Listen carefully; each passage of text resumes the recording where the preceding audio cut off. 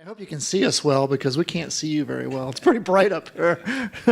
But I'm John Dancu. I'm the CEO of IDology, and I have the pleasure of moderating this panel, which is Automate, Automate, Automate. So that's what you all are here for, right? Okay, good. All right. So we have a small group. We've got a mic, so be happy to have interaction with the crowd. We're here.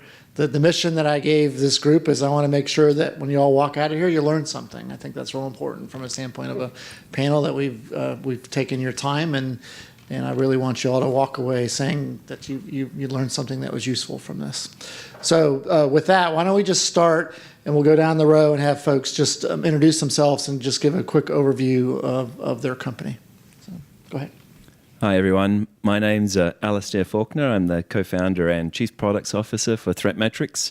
We're the digital identity company. Anyway, that's our tagline. And what we help companies do is differentiate between trusted users and cyber threats in real time. We focus on the entire customer journey in terms of opening account verification, authentication, and then also payments authorization. We probably see $1 in every $3 spent online in the US today. And we do that through what we call our global digital identity network, where we anonymize and take user data, identity data, and combine it with device data and make it surfaceable in ways that enable our customers to make real-time decisions in all of those flows. So, we do what we call smart authentication, and to us, smart authentication is when it is completely invisible to the customer while still keeping the bad guys and the bots out. Thank you. Okay. Wow, how do you follow that up? So I'm Robert Capps, VP of Business Development for NuData Security. I got to make sure I sit to the right of Alisdair next time so he doesn't take my discussion points. So we are a solution for anti-automation, automation detection, and strong positive consumer identity, and not through the inference because you have the device or you're coming from the same IP, but actually understanding how a specific human interacts with the technology in your website. So we can get down to the very, very fine-grained detection of who is actually interacting with you. Wasn't ready for you to be done so quickly, Robert. Quick and to the point. Tom Donlea. I work with Whitepages. Whitepages Pro provides identity data. We complement the gentleman's companies next to us. We focus on name, address, email, IP, business data, kind of good old identity information. We work globally. We do it in a fast way. We're integrated with a lot of solutions, and we're excited for today's conversation.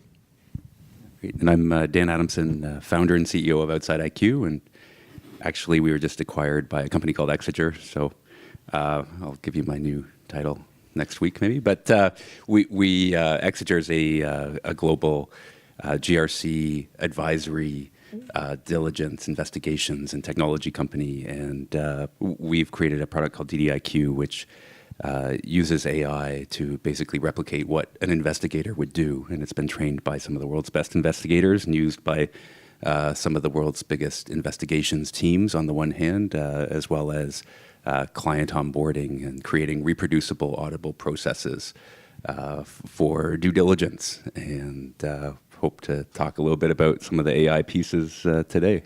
Okay. Well, congrats on the deal, too. That's awesome. Thanks. Again, I'm John Dancu. I'm the CEO of IDology. And IDology, what we do is we do identity and verification and have a fraud platform too. So we've got some commonality in the group here. So let's level set. So our areas of focus from the title that we have were identity proofing, compliance, due diligence, and automated fraud detection. So I'm going to have each of you answer this to start with, and then we'll kind of pop around a little bit. But what is the current state of automation or machine learning in these areas today? So let's kind of level set and see where we are. We'll start here again. Oh, I thought we were going to go reverse just to keep it. We'll do that next time. Sure. I mean, I think automation is very important when you talk about authentication.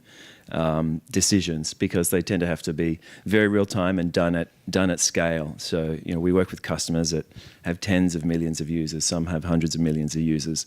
That's where automation becomes important. And then also automation becomes very important given that your attackers, your adversaries, are using more and more automated methods. So Robert was saying that one of their things that NuData does is help you detect it's a degree of automation. And that's where things like machine learning become very, very important, where you're just using tremendous amounts of data and seeing tremendous amount of data and needing to make real-time decisions. The challenge, however, is that we're still very nascent in being able to understand and consume that data in a way that the business is able to interpret it and understand, what its levels of false positives are, etc. But there are many exciting developments that are happening on the machine learning front, things like deep learning and others that I'm sure we'll talk about more later today. Wow. Okay. Following up on you again. So all the things Alistair said, of course. But I think one of the things that we miss out on is the scale of the attacks. Automation isn't just being used from a consumer protection side. It's also used as an attacker tool. And what we're finding is that without automation, without AI and other sorts of machine learning, we can't keep up on the good guy side. We can't keep up with the scale of the attacks with the number of humans we need to actually do the work of sorting through these transactions. So, it's really been an enabler to help organizations deal with the scale of the attacks that are occurring. The keynote presenter that just finished, I want to say John Birch. That's not his name. Anybody remember his name? Thank you. John Birch Society has a whole nother, somebody knows. Was talking about how little progress has been made in 20 years. I've been with Whitepages for 4 years, and I used to run a trade association called the Merchant Risk Council for 7 years before that. And Robert, I knew him when he was an e-commerce merchant.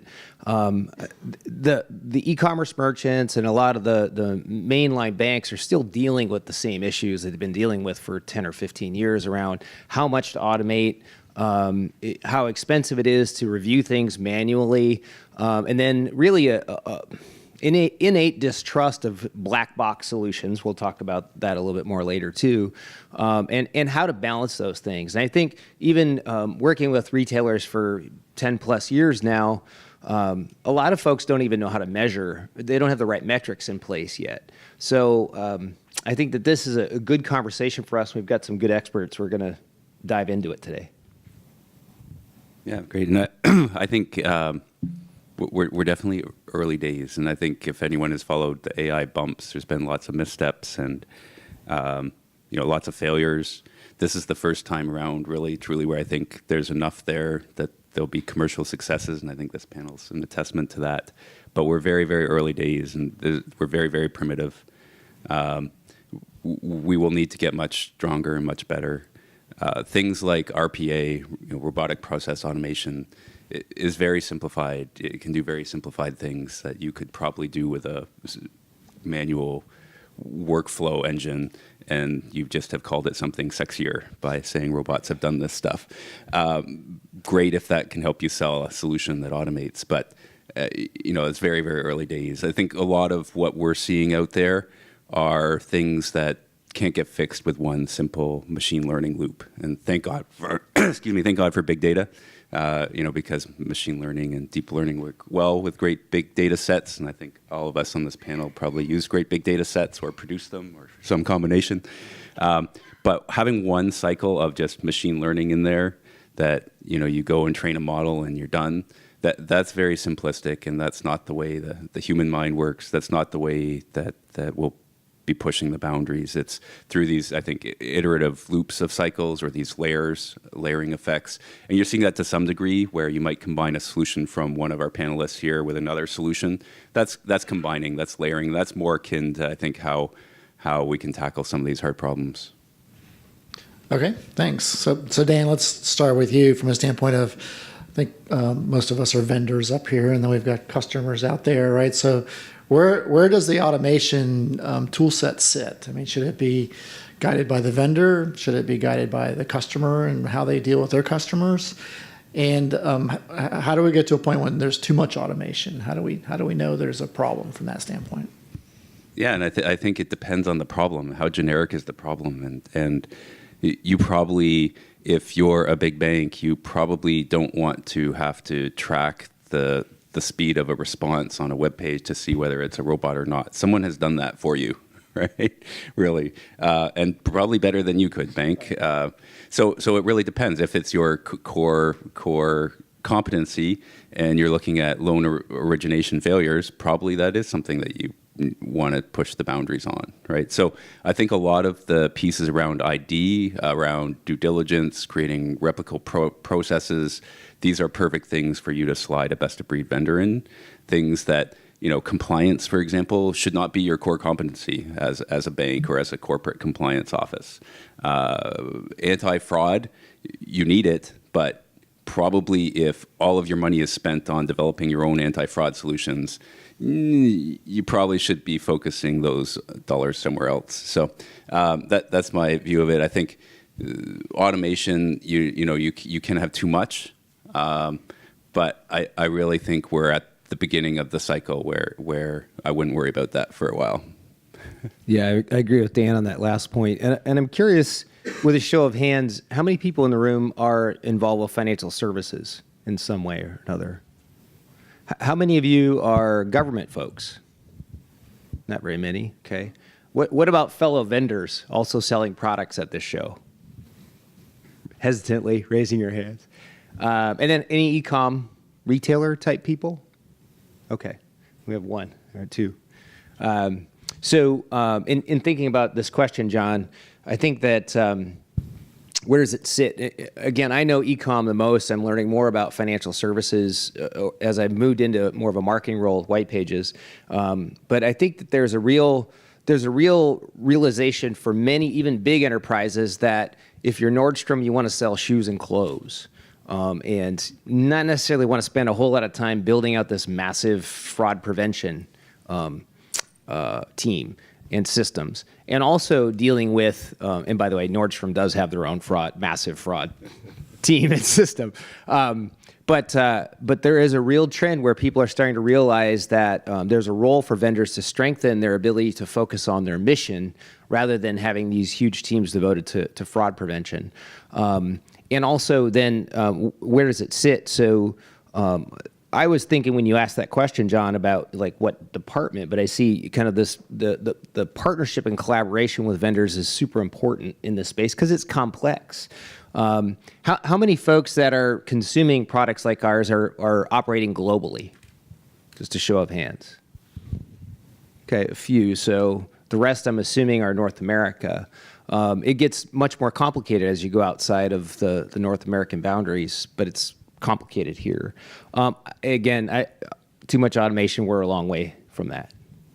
Okay. Yep. You guys have an input, or I'll move on to the next question. It's up to you. Actually, I've got a counterpoint to that. I think automation versus too much automation is very dependent on the industry. Regulated industries like financial services tend to be a lot more careful about decisions being made using automation because there are reporting requirements. There are things like FCRA that have to be taken into account if you cancel or if you deny a credit application. You have to go through a certain process. There are costs associated with it. But if you're able to prevent the application up front using some sort of technology because you think it's automated or some other issues with it, those issues don't get triggered, and so those industries tend to be a little more focused in on finer grained responses that are within the confines of regulatory requirements. When you get into retail and some of the other spaces, it's all about minimization of costs, and so automation can actually drive down conversion rates. It can increase customer insult rates. It can actually make things a lot worse for an organization, and those metrics aren't often reported up through the sales metrics and things. They just didn't happen. These sales didn't happen. And in that case, we're seeing a lot of customer insult. We're seeing a lot of lost transactions because automation is a cost-cutting measure, and we really don't know what's going on within those black boxes sometimes. Okay. Just two things, yeah. Just in terms of the data, where does it sit? How do you partner? I think one of the things to think about is, what are your data sets? As an organization, which ones are you able to access, and then where's the low-hanging fruit? A lot of companies go off build a big data lake, and go off on a very big, data integration exercise, and then at the end of it, find that data isn't very well consumable, or they don't have the governance process to be able to execute on it. So, some of the easy wins for organizations of financial services. So we work with, very large banks. So 4 of the top 4 in the UK, Canada, 2 of the top 5 here. Is just joining your processes from opening an account to authenticating that return visitor, to understanding their activities, even just doing that. So I can bet you essentially nearly every person or in here, their organizations have these similar problems where you have one team, one division responsible, particularly in financial services, for opening an account. It might be different for whether it's mobile versus web channel versus some other channel. And then you hand that over to somebody who now has to authenticate that. And I was just talking to somebody in government actually just yesterday, was saying that's one of their biggest issues, is whereas they have very strong authentication requirements as opposed to when you're dealing with customers, when you lose that authenticator or it breaks, the weakest link now becomes the onboarding process. So machine learning and automation can actually do a lot for an organization just by connecting the dots within your own organization. And then just the last piece on data is, there are, one of the things that we would like to provide or do provide to different customers is a global insight. So often banks are able to consume the data and understand the interactions that their user have pretty well within a channel. But when you say, well, where did this user come from? What have they done outside this ecosystem? Where have they authenticated before? Has there been any high-risk activity from this device, this user, this identity? And those are the types of things that, obviously a bank or an organization can't do on its own. Okay. So, Robert, let's start with you to give you the first shot at a question, okay?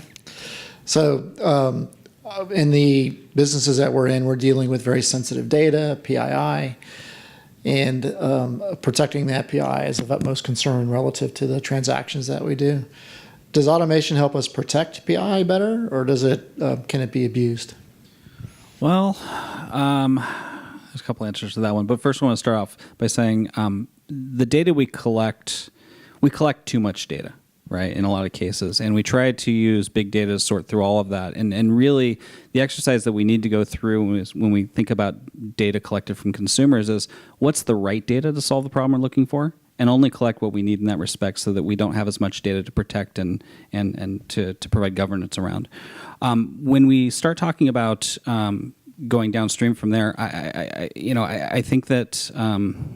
Gosh, I just totally lost my train of thought. PII. PII, yeah. Yep. So in regards to the PII, can you repeat the question again? I'm sorry. Sure. I mean, just with automation, does it help us protect PII, or can it be abused? So one of the things that we see around PII abuse is really around call centers.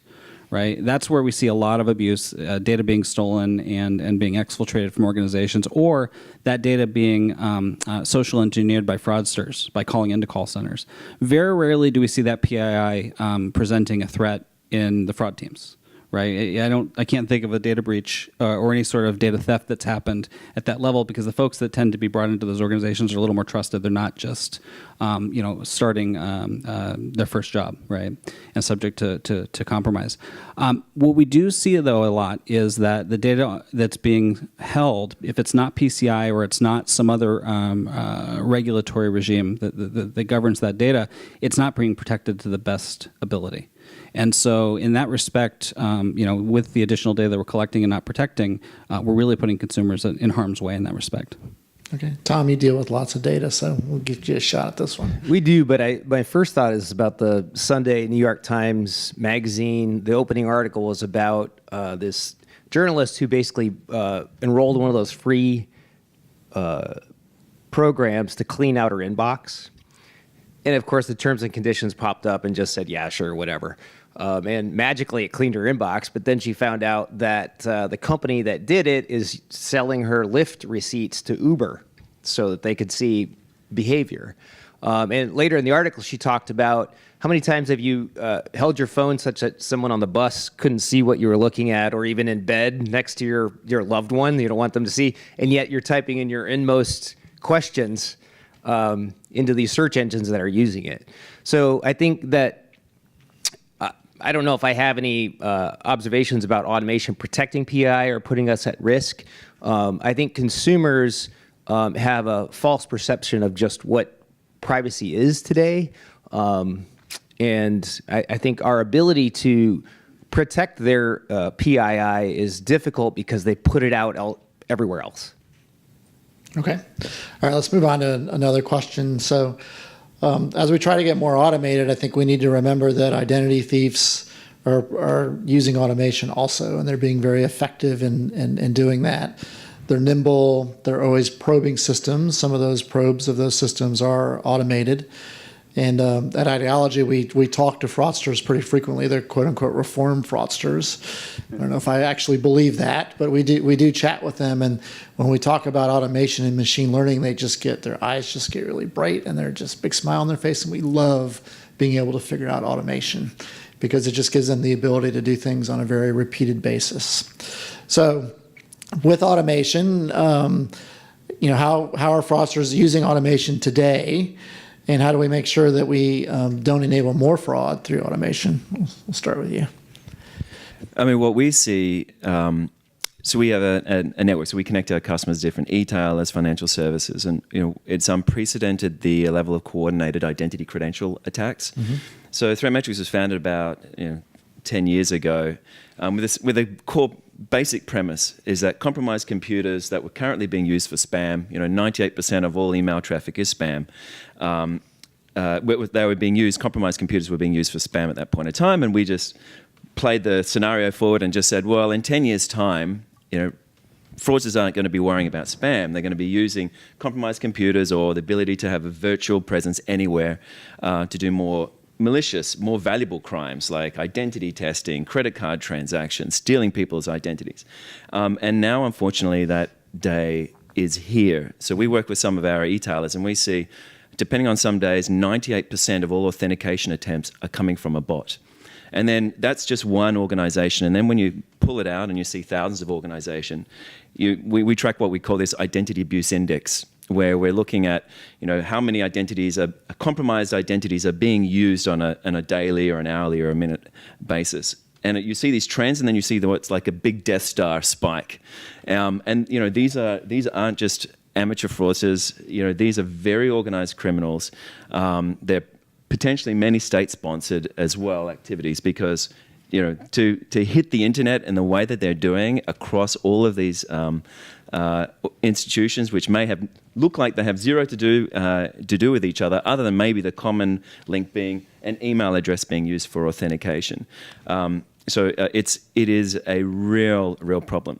It isn't necessarily the point of taking value. So often what we see is automation is a way of being able to test credentials or sell something of value downstream which could be fulfilled by a human being or a mule that's in town or something like that.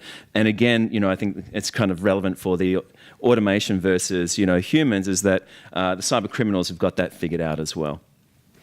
So one of the things, too, that I think might be useful to comment on there is just the power of the consortium and the sharing of data. I know at IDology we have a consortium as part of our solution. I know you do, too. Right. And one of the things that we've clearly learned is that to beat fraudsters who are now collaborating, right? They're in the dark web. If we often tell our customers, if you're not on the dark web, you should be on the dark web. Go get a computer, put it outside your network, because IT won't like that you're on the dark web, and go into the forums and go search and see what they say about your company and how they're beating you, right? Because basically, fraudsters love to be able to brag. And if they find a weakness at XYZ Bank, they're going to let everybody else know. And the way to really find that out is to go to the dark web and kind of review that stuff. And the other thing is to make sure that you are collaborating with your competitors, right? To make sure that you're talking to them, you're seeing what their issues are from a fraud standpoint. Of course, everybody wants to kill each other to get new customers. But when it comes to fraud and so forth, you really want to be talking with your competitors. You want to be sharing data through consortiums and things like that. So, Dan, do you have some viewpoints on this question? Yeah, I would just say it's very important to know what the limits are of your technologies that you're creating and utilizing and use them in the right way. So, we work with some of the world's brightest investigations teams, for example, but they know our limits. They know that computers are great for searching through vast amounts of data. and they know what we can produce and weed out, and we can weed out 97% of the false positives. But we have to tune the engine so that we don't miss things. And so it means that they're going to be looking at a subset of what they needed to otherwise look at, and that's great. It's a huge efficiency gain for them, but we're not replacing, we're augmenting their intelligence by allowing them to focus in on certain things as opposed to solving the problem for them. So it's really know your technologies, know that fraudsters will shapeshift, and your technology probably won't keep up as fast, and it's just the reality today. Yeah, I mean, corporations take 15 people to answer a question, right? Fraudsters take one, and they're at you.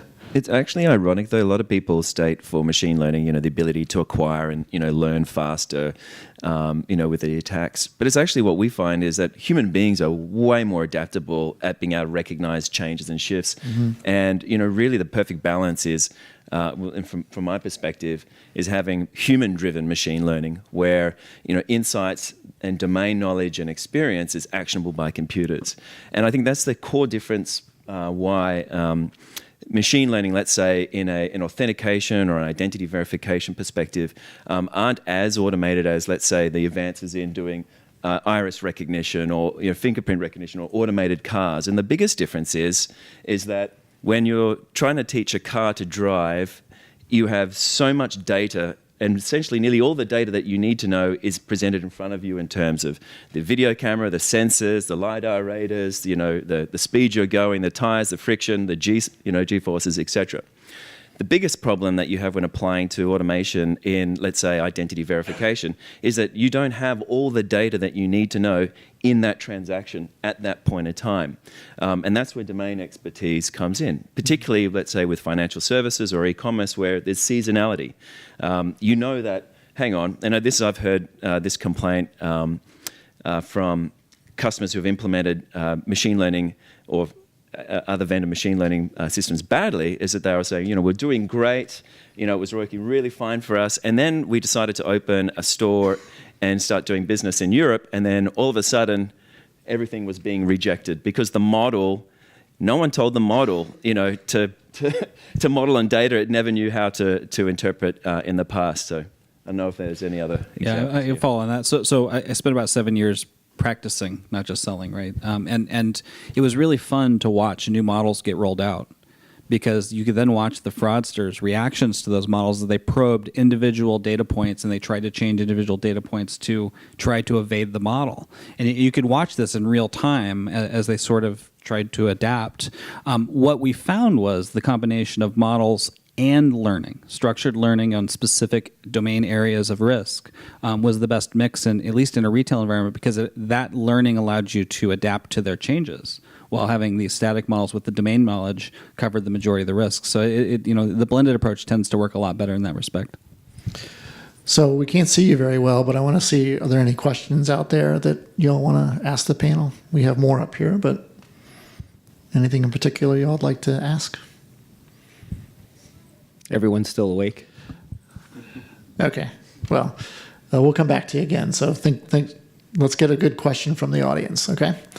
All right. So one of the things we started talking about there a little bit is how do we make consistent decisions with automation, right? And to talk about the human input and so forth. So how do we ensure that consistent decisions are being made that create a positive user experience? And how do we make sure these systems don't discriminate, right? Especially on the financial institution side.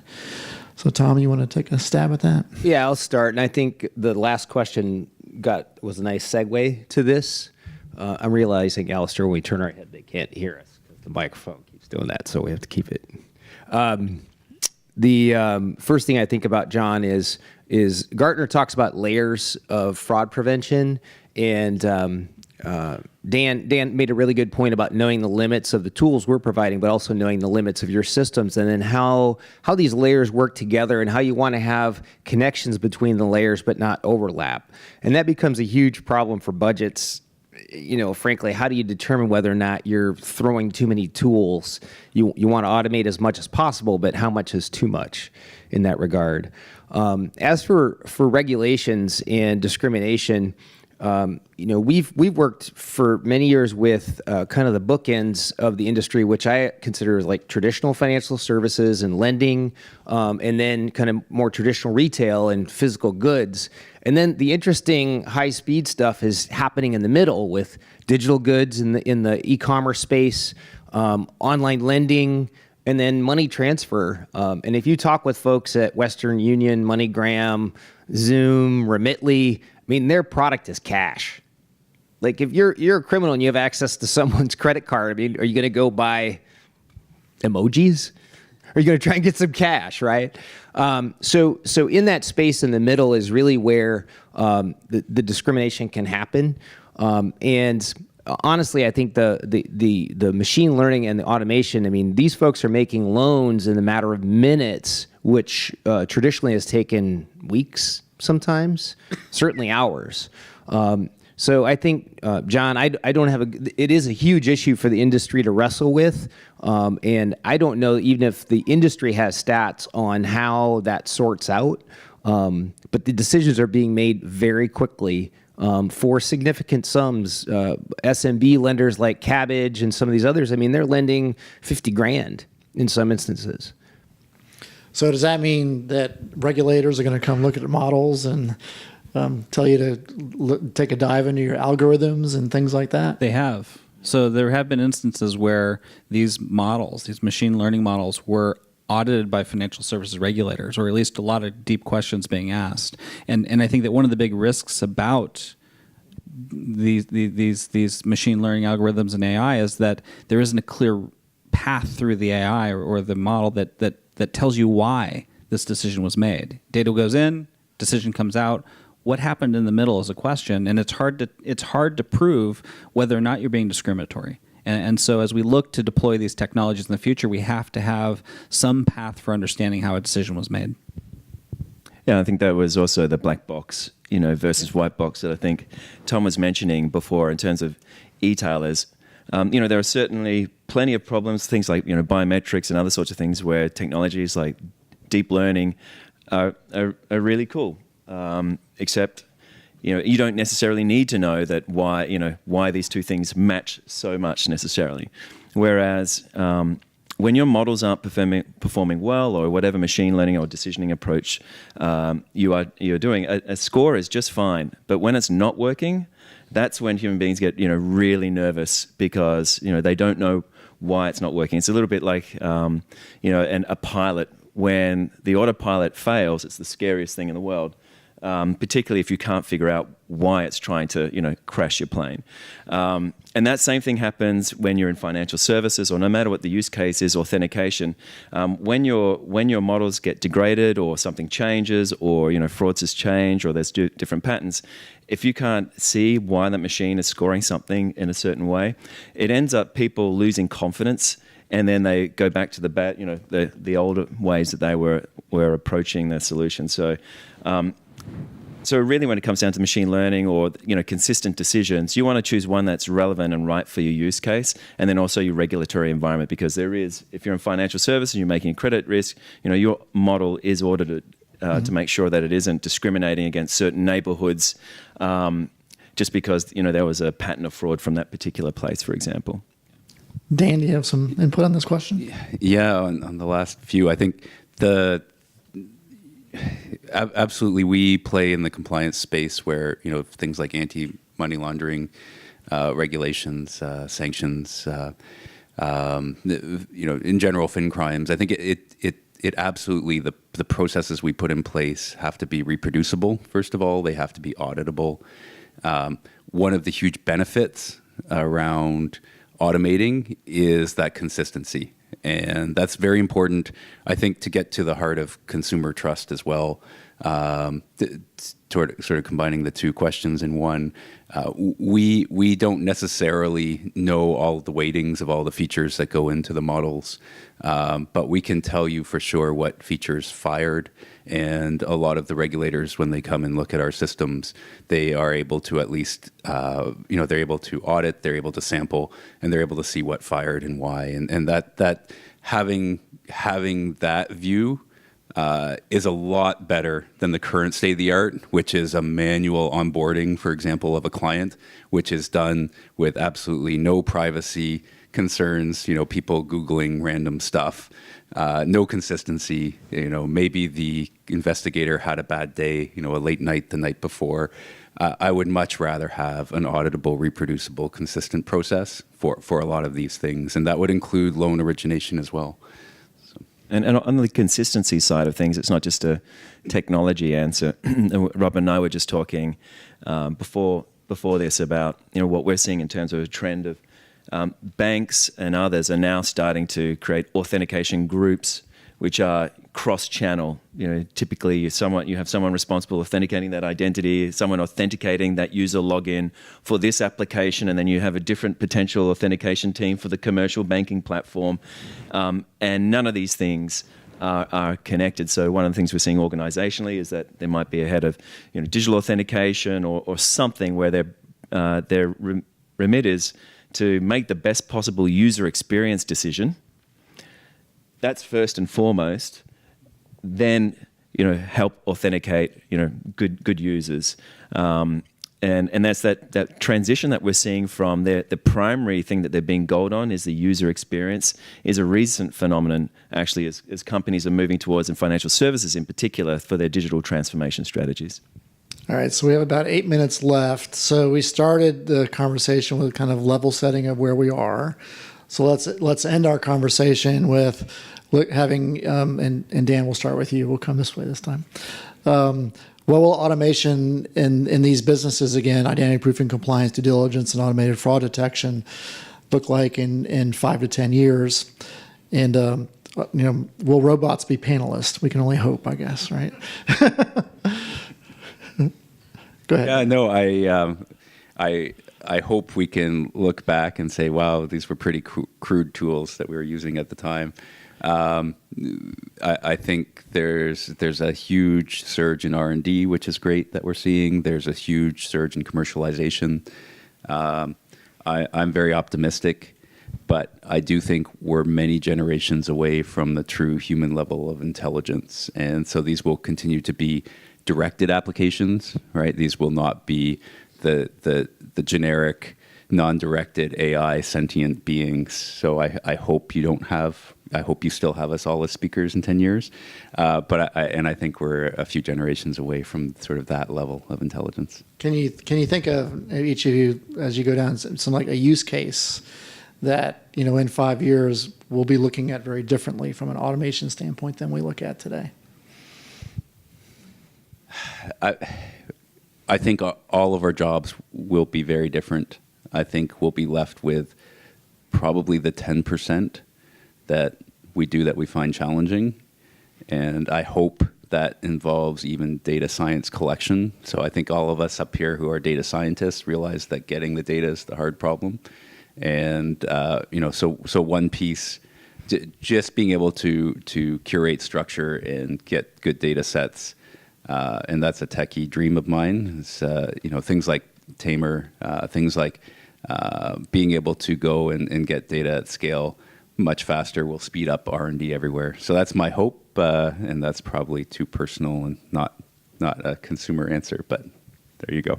I'd love to have someone figure out how to automate my responses in the email. That would be great, right? So, Tom? Yeah, real quick. I saw Chetan Sharma, mobile futurist, last year. He said, a child born today will never learn how to drive a car. As an example, it won't be necessary. None of us will want to do it. You be in the vehicle, you just ride along. I think iteratively, though, if you look at if you're lending online, you want to do business with small business. You want to do business with recent immigrants. You want to do business with young people who don't have credit records. Things like they're looking at your ability to pay your mobile phone bill as a stand-in for a credit score, right? So that's not necessarily automation, but we're finding ways. I mean, folks want to do business and we want to grow the economy. We have to modify and adjust, adhering to regulations. And, you know, beyond a few years, I mean, I think there's so much we do that's manual right now. There's so much room for improvement in financial services and e-com. I think that today we call data science, but it really is data art, because you really need to be an artist. You need to be someone on the cutting edge to really understand how to deploy and manage this stuff. In 10 years, I think it'll actually be a science where it's predictable, it'll blend into the background, it'll do all the things that we expect it to do, and we won't really think about it anymore. We spend a lot of time hiring the right people, giving them the right resources, and thinking about what the output's going to be. And I don't think we're going to be there in 10 years. I think that a lot of what we're doing right now around data science, I'm going to use the data science term, is because we lack fundamental information and visibility into these transactions, and we're trying to divine out whether or not this is a good thing or a bad thing, right? You know, and fundamentally, it comes down to lack of identity verification in a non-face-to-face transaction. It fundamentally comes down to lack of appropriate financial rules around who holds ultimate liability for the transactions that occur. I mean, there's a lot of things that we have to rethink about as an industry that aren't directly data science that will affect how we use data science in the future. And so, you know, from that perspective, I think that what we will see, our jobs are all going to be very, very different in 10 years, because I'm hoping that, you know, listening to what we've heard this week or the last couple of days, I'm hoping that a lot of these problems will be solved within the next 5 years, which gives us the opportunity to have, you know, to change the industries completely in the next 10. Hopefully we can all retire before then. Yes, that's what I was thinking. Just before the jobs disappear. I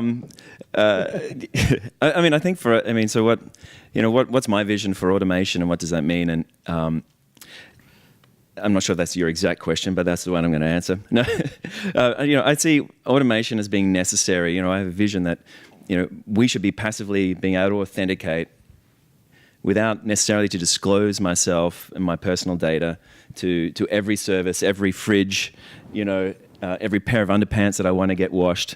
You know, but I do believe that machines and automation is the way to get there. I do believe anonymization of data is key and critical as part of that, because if a machine can make that decision, then it means a human being does not necessarily have to get into the path, other than, I will say, consent.